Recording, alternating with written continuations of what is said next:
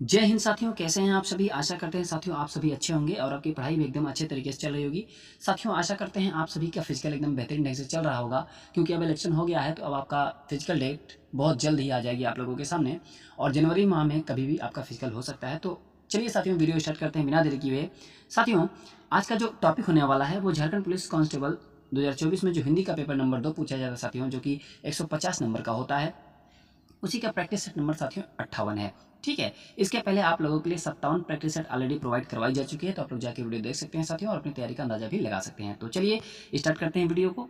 साथियों पहला प्रश्न है, बढ़ा चढ़ाकर कहना के लिए एक शब्द है, अतिवादी, अतिशय, अत्यंत, अतिशयोक्ति। तो क्या है साथियों, बढ़ा चढ़ाकर कहना के लिए जो एक शब्द होगा उसे हम कहते हैं अतिशयोक्ति। ठीक है, दिए गए विकल्पों में बढ़ा चढ़ाकर कहना के लिए उपयुक्त जो शब्द है साथियों वो है अतिशयोक्ति। अगला प्रश्न है, स्वर संधि कितने प्रकार की होती है, 2, 3, 4 या फिर 5। तो स्वर संधि कितने प्रकार की होती है साथियों, 5 प्रकार की होती है। कौन कौन सी होती है वो भी जान लीजिए। स्वर संधि साथियों, स्वर के बाद स्वर अर्थात दो स्वरों के मेल से जो विकार उत्पन्न होता है उसी को हम स्वर संधि कहते हैं। जैसे सूर्य धन अस्त बराबर सूर्यास्त होता है, महाधन आत्मा बराबर महात्मा होता है। स्वर संधि के 5 भेद होते हैं साथियों। कौन कौन से होते हैं, एक होता है दीर्घ संधि, दूसरी होती है गुण संधि, तीसरा होता है वृद्धि, चौथा यण और पांचवा अयादि संधि होता है। ठीक है, अगला प्रश्न है, सन्मार्ग में प्रयुक्त संधि कौन सी है, विसर्ग संधि है, स्वर संधि है, व्यंजन संधि है या फिर इनमें से कोई नहीं। सन्मार्ग में साथियों व्यंजन संधि है। ठीक है, सन्मार्ग में व्यंजन संधि है जिसका संधि विग्रह साथियों सन्मार्ग सत धन मार्ग होगा। व्यंजन संधि का नियम जो होता है वो यदि क च ट त प के बाद न या म आए तो क च ट त प अपने वर्ग के पंचम वर्ण में बदल जाता है साथियों। ठीक है, तो आप लोग व्यंजन संधि के सभी रूल्स याद रखिएगा तभी आपका हो पाएगा। ठीक है, अगला प्रश्न है, गौशाला में कौन सा समास है, द्विगु है, द्वंद्व है, तत्पुरुष है या फिर अव्ययी भाव समास है। तो गौशाला में कौन सा समास है साथियों, तो तत्पुरुष समास है। कैसा समास है, तत्पुरुष समास है। गौशाला में तत्पुरुष समास है, जिस समास का उत्तर पद प्रधान हो वहां तत्पुरुष समास होता है साथियों। जिस समास का प्रथम पद संख्यावाची तथा दूसरा पद संज्ञा हो वही द्विगु समास होता है, जैसे चौराहा, त्रिलोकी, पंचपात्र, पंचवटी। और जिस समास का प्रथम पद प्रधान हुआ अव्यय तथा दूसरा पद संज्ञा हो साथियों उसे हम अव्ययी भाव समास कहते हैं, जैसे प्रतिदिन, भरपेट, प्रत्याहार, आमरण, यथाशक्ति आदि। ठीक है, अगला प्रश्न है, आप बीती शब्द में समास है, कर्मधारय समास है, द्वंद्व समास है, द्विगु है या फिर तत्पुरुष समास है आप बीती में। तो साथियों आपका जो राइट आंसर बनेगा वो है तत्पुरुष समास। ठीक है,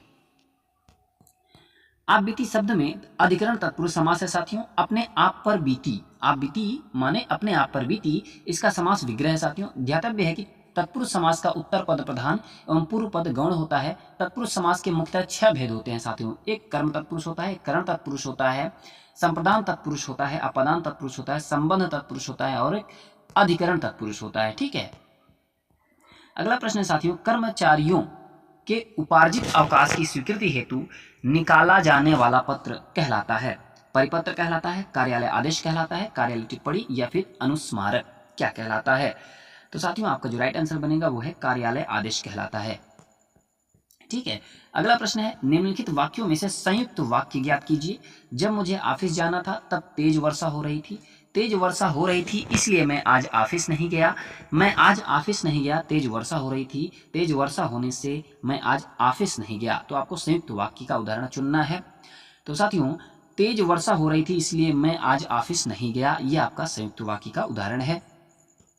ठीक है, तेज वर्षा हो रही थी इसलिए मैं आज ऑफिस नहीं गया संयुक्त वाक्य है। संयुक्त वाक्य क्या होते हैं, ऐसे वाक्य जिनमें 2 या 2 से अधिक उपवाक्य शामिल हों एवं सभी उपवाक्य प्रधान हों तथा वे आपस में बोधक और इसलिए या तो आदि अव्यय से जुड़े हों, उन वाक्य को संयुक्त वाक्य कहते हैं साथियों। ठीक है, अगला प्रश्न है, निम्नलिखित प्रश्न में 4 विकल्पों में से उस विकल्प का चयन करें जो सही वाक्य भेद का विकल्प हो। तुम अगर अपना काम पूरा कर लो तो हम खेलने जा सकते हैं, विधानवाचक वाक्य है, संदेहवाचक वाक्य है, निषेधवाचक वाक्य है या फिर संयुक्त वाक्य है। तो किस प्रकार का वाक्य है साथियों, तो साथियों आपका जो राइट आंसर बनेगा वो है संयुक्त वाक्य। ठीक है, निम्नलिखित प्रश्न में 4 विकल्पों में से उस विकल्प का चयन करें जो सही वाक्य भेद का विकल्प हो।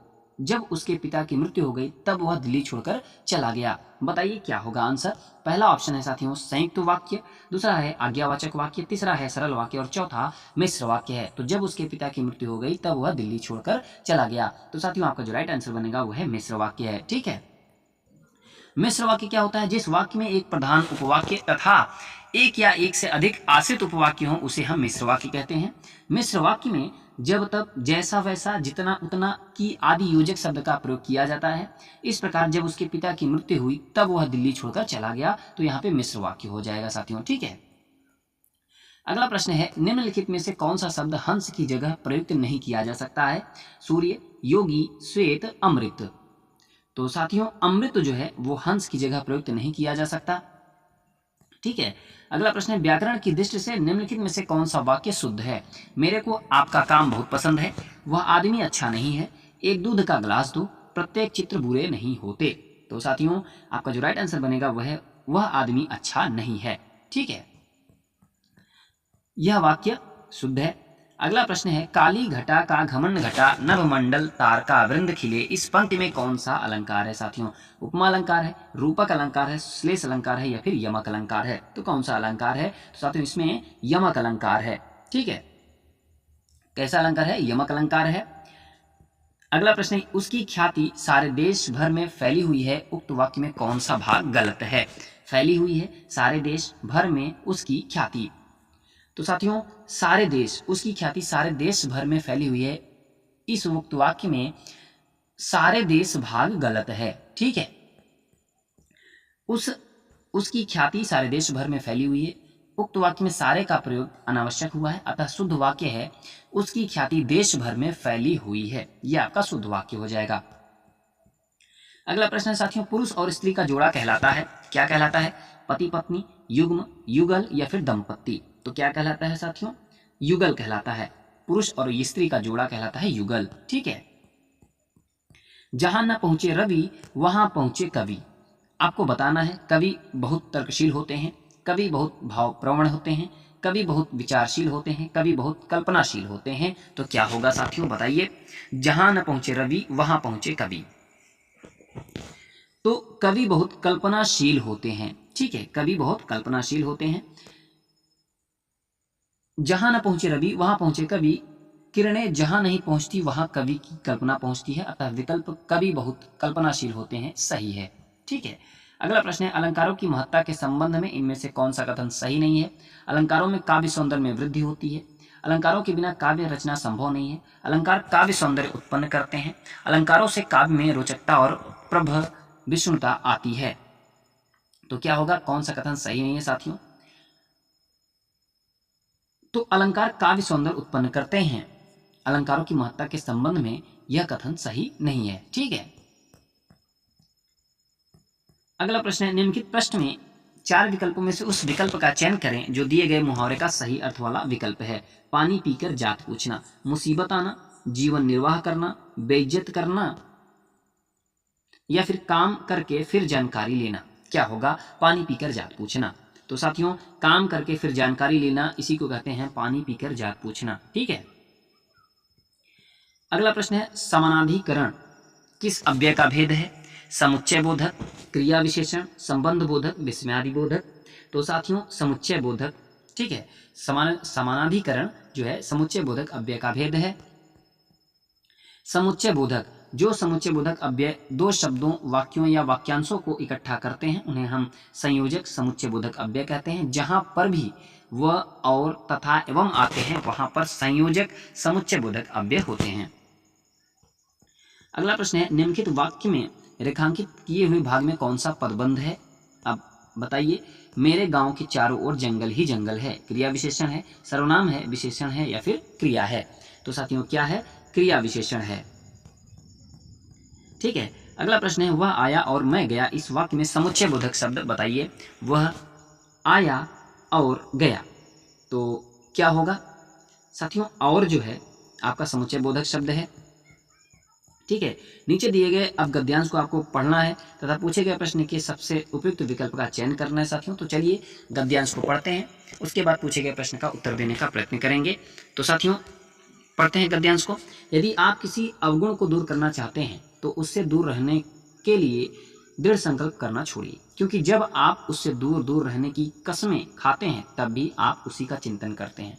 संसार में प्रत्येक कार्य अनेक कारणों से होता है। यदि दूसरे कारण एकदम प्रतिकूल हों तो अकेली भावना क्या करेगी। कोई तरुण अपने शरीर को बलवान बनाना चाहता है, खाने पीने के साधारण नियमों का ख्याल नहीं करता, स्वच्छ वायु में नहीं सोता, व्यायाम नहीं करता, केवल भावना के ही बल पर बलवान होना चाहता है, यह असंभव है। भावना अपना काम करती है, किंतु अकेली भावना खाने पीने, स्वच्छ वायु और व्यायाम सभी की जगह नहीं ले सकती। सभी भावनाओं में श्रेष्ठ भावना एक ही है, जिसे सभी धर्मों ने प्रमुख माना है। सभी के प्रति मैत्री, गुणियों के प्रति श्रद्धा, दुखियों के प्रति दया, भावना के इन्हीं पक्षों को अपनाने का प्रयत्न और अभ्यास व्यक्ति के निर्माण की कुंजी है। साथियों, आशा करते हैं साथियों आप सभी गद्यांश को ध्यानपूर्वक पढ़े होंगे। अगर गद्यांश आपको एक बार में समझ नहीं आता तो आप दोबारा पढ़िए, वीडियो को पीछे करके दोबारा देखिए, ताकि आप पूछे गए प्रश्नों का सटीक आंसर दे पाएँ। तो चलिए प्रश्न की ओर बढ़ते हैं साथियों, और आंसर देने का पूरा प्रयत्न करेंगे। शरीर को बलवान बनाने की इच्छा रखने वाले को क्या करना चाहिए। बलवान बनने की भावना रखनी चाहिए, दृढ़ संकल्प लेना चाहिए, अच्छी जीवन शैली का अभ्यास, सभी के प्रति मैत्री भाव। क्या होगा साथियों आपका राइट आंसर, अच्छी जीवन शैली का अभ्यास। ठीक है, अगला प्रश्न है साथियों, सभी भावनाओं में श्रेष्ठ भावना कौन सी नहीं है। दुखियों के प्रति उपेक्षा, गुणियों के प्रति श्रद्धा, सभी के प्रति मैत्री, दुखियों के प्रति दया। तो क्या होगा साथियों आपका राइट आंसर, दुखियों के प्रति उपेक्षा। ठीक है, अगला प्रश्न है, बुरी आदत छोड़ने का दृढ़ संकल्प करने पर भी बार बार असफलताएं क्यों मिलती हैं। दृढ़ संकल्प याद नहीं रहता, जब दूसरे के कहने का संकल्प लिया जाता है, जब भावनाएं बलवती नहीं होती, दृढ़ संकल्प में भी उसी आदत का चिंतन छाया रहता है। तो कौन सा ऑप्शन सही होगा साथियों, तो दृढ़ संकल्प में भी उसी आदत का चिंतन छाया रहता है, ये आपका ऑप्शन बिल्कुल राइट होगा। अगला प्रश्न है साथियों, लेखक ने किस बात को असंभव बताया है। अवगुण को दूर करना, सद्गुणों को अपनाना, भावनाओं के बल पर ही लक्ष्य की प्राप्ति, उद्देश्य प्राप्ति के लिए केवल चिंतन करना। तो क्या बताया है साथियों, भावनाओं के बल पर ही लक्ष्य की प्राप्ति, ये असंभव बताया है कि आप भावना मन में ले लो और काम न करो तो आपको सफलता मिल जाएगी, यह असंभव बताया है। तो साथियों अगला प्रश्न है, व्यक्ति के निर्माण की कुंजी किसमें निहित है। व्यायाम नियमों के पालन में, भावनाओं के श्रेष्ठ पक्षों को अपनाने में, समाज के सहयोग में, अपने अवगुणों की पहचान में। तो किसमें है साथियों, भावनाओं के श्रेष्ठ पक्षों को अपनाने में। ठीक है, तो साथियों ये था 25 प्रश्न। आशा करते हैं आप सभी वीडियो को अंत तक देखे होंगे, और 25 प्रश्न साथियों इस प्रैक्टिस सेट में आपको मिले हैं। और झारखंड पुलिस कांस्टेबल 2024 में जो पेपर में पूछा जाएगा प्रश्न साथियों, वो 50 प्रश्न पूछा जाएगा, जो कि एक प्रश्न आपका 3 नंबर का बनेगा, तो 150 नंबर का प्रश्न पत्र तैयार होगा, और 1 नंबर की नेगेटिव मार्किंग होगी साथियों। ठीक है, प्रैक्टिस सेट लाने का एकमात्र पर्पज होता है कि आपकी तैयारी अभी तक कितनी हो पाई है साथियों, बस यही जानने के लिए प्रैक्टिस सेट लाई जाती है। तो आशा करते हैं आप सभी अपना स्कोर देखे होंगे, आपको पता होगा कि आपका कितना स्कोर हुआ इस वीडियो को देखने के बाद। तो साथियों कैसी लगी वीडियो जरूर बताएगा, वीडियो पसंद आए तो एक लाइक और चैनल को सब्सक्राइब करेगा और अपने साथियों तक शेयर जरूर करेगा। और साथियों कहीं भी आपको डाउट या कोई त्रुटि हुई हो तो आप लोग निसंकोच कमेंट करके जरूर बताएगा। तो साथियों तब तक मिलते हैं अगली वीडियो के साथ, तब तक के लिए नमस्कार, जय हिंद।